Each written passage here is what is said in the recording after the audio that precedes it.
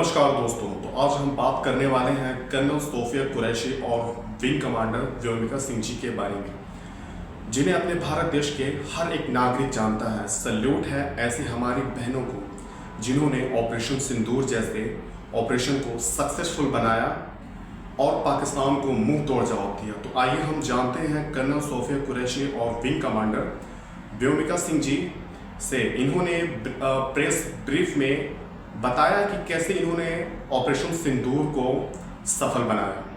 आज आपको 6 से 7 मई 2025 की रात 1:05 से 1:30 बजे के बीच भारतीय सशस्त्र बलों द्वारा अंजाम दिए गए ऑपरेशन सिंदूर के बारे में जानकारी देंगे। ऑपरेशन सिंदूर 22 अप्रैल को पहलगाम में हुए विभत्स आतंकवादी हमले के शिकार मासूम नागरिकों व उनके परिवारों को न्याय देने के लिए लॉन्च किया गया था। इस कार्रवाई में 9 टेररिस्ट कैंप्स को टारगेट किया गया और पूरी तरह से इसे बर्बाद किया गया। पाकिस्तान में पिछले 3 दशकों से टेरर इंफ्रास्ट्रक्चर का निर्माण हो रहा। इसमें recruitment, indoctrination centres, training areas व लॉन्च पैड शामिल थे, जो पाकिस्तान और पाक अधिकृत जम्मू कश्मीर POJK दोनों में फैले हैं।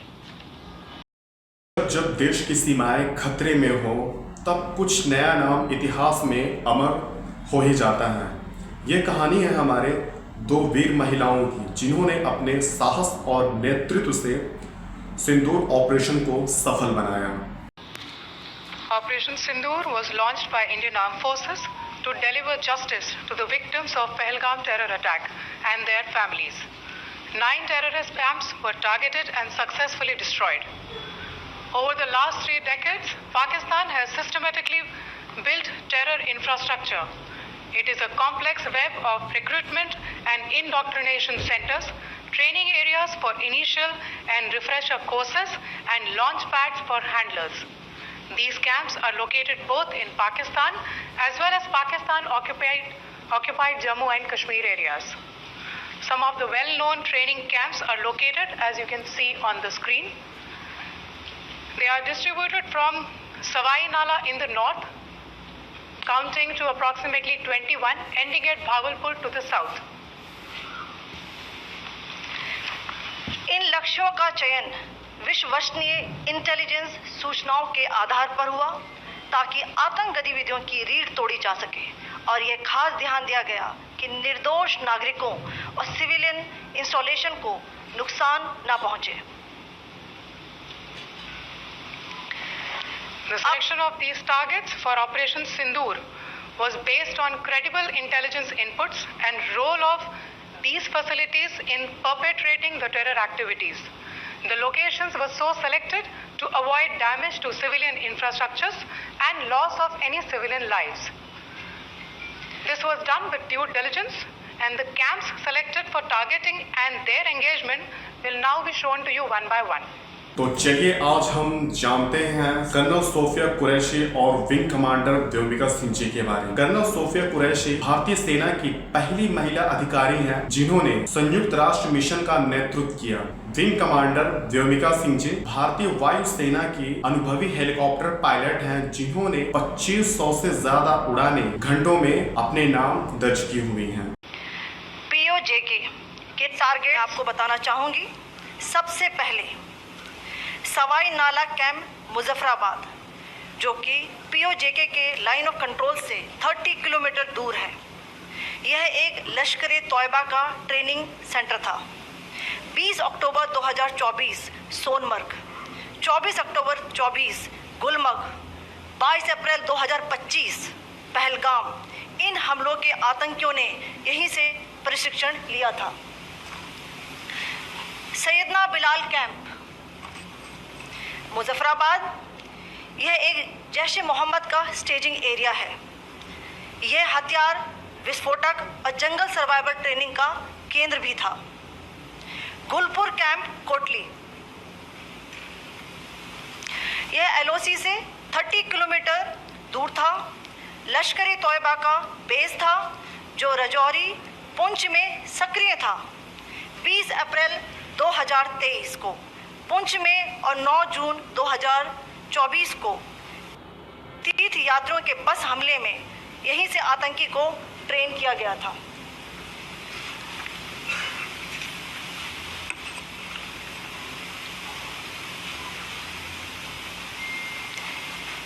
बरनाला कैंप बिम्बर ये एलओसी से 9 किलोमीटर दूर है। यहाँ पर हथियार हैंडलिंग, आईईडी व जंगल सर्वाइवल का प्रशिक्षण केंद्र था। अब्बास कैंप कोटली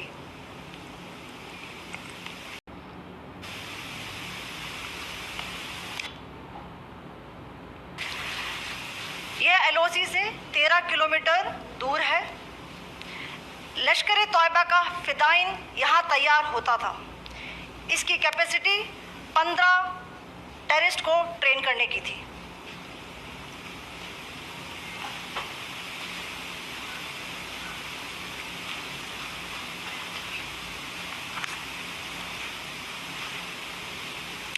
अब मैं पाकिस्तान के अंदर के टारगेट से अवगत कराना चाहूंगी।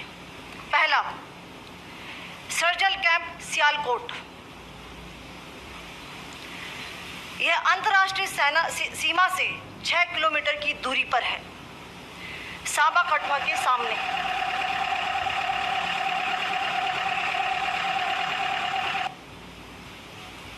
मार्च 2025 में जम्मू एंड कश्मीर पुलिस के 4 जवानों को की जो हत्या की गई थी, उन आतंकवादियों को इसी जगह पर ट्रेन किया गया था।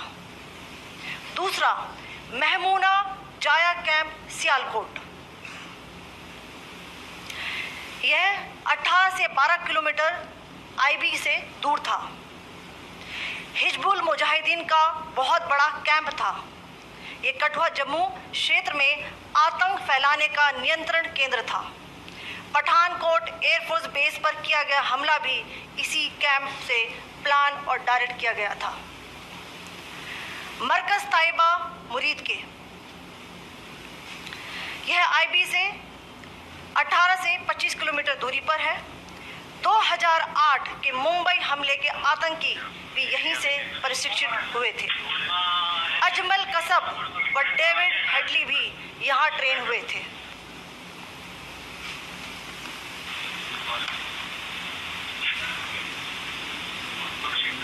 आगे दूसरा आया।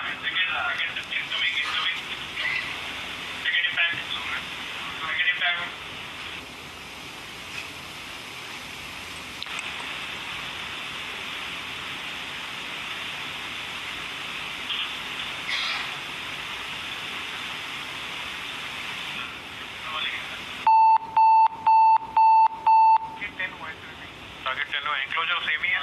7 it is hit the target. हाँ हाँ।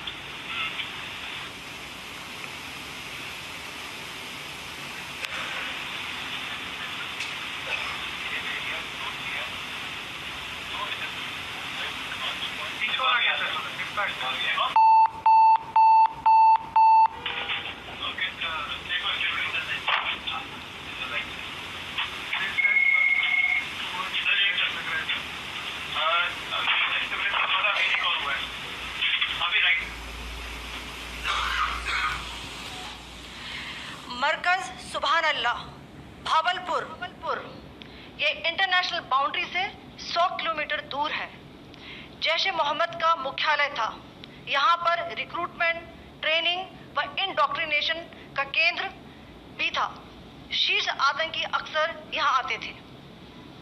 मैं आप सबको बताना चाहती हूँ कि किसी भी सैन्य ठिकाने का निशाना नहीं बनाया गया और अभी तक ऑपरेशन सिंदूर का उद्देश्य था पाकिस्तान और पीओके में स्थित आतंकी ठिकानों को नष्ट करना, और इस मिशन में भारतीय वायुसेना और सेना ने मिलकर कार्य किया, जिसमें 100 से अधिक आतंकियों को मार गिराया। ऑपरेशन के बाद कर्नल सोफिया और विंग कमांडर व्योमिका ने प्रेस ब्रीफिंग में मिशन की जानकारी दी। उनका आत्मविश्वास और पूरे देश के लिए गर्व का विषय बना। अभी हाल ही में बाबा बागेश्वर ने स्टेटमेंट अपना दिया है। बाबा बागेश्वर को वैसे कौन नहीं जानता। बाबा बागेश्वर ने इस ऑपरेशन की सराहना करते हुए कहा यह तो सिंदूर था, अभी मंगलसूत्र।